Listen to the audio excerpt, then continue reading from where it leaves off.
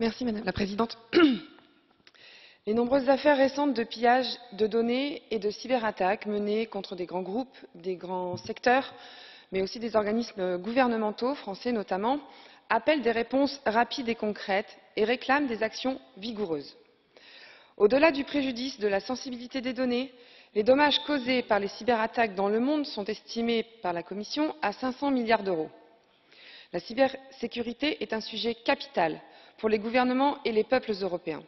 Il est donc tout aussi capital d'organiser une coopération volontaire des nations basée sur des échanges d'informations et des bonnes pratiques.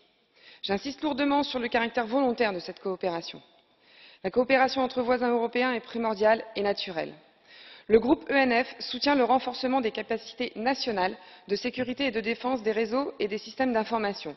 En revanche, je déplore au chapitre 3 du rapport, pourtant bien nommé, le non-retrait de la volonté d'établissement d'un système supranational contraignant. Madame Troszczynski, s'il vous plaît, un peu plus lente. Ok, pardon.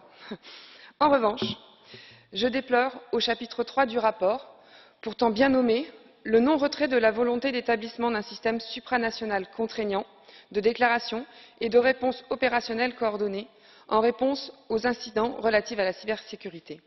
Le texte propose aussi des évaluations régulières des politiques nationales en la matière. Cet élément dépasse, et de loin, le cadre raisonnable de la coopération qui ne devient plus volontaire, mais réglementaire et contraignante.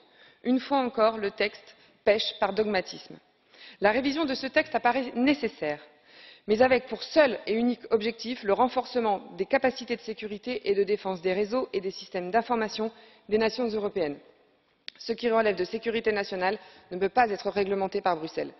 Ne cachons pas derrière les objectifs sains un quelconque agenda politique qui menacerait l'efficacité du texte s'il était adopté. Je vous remercie.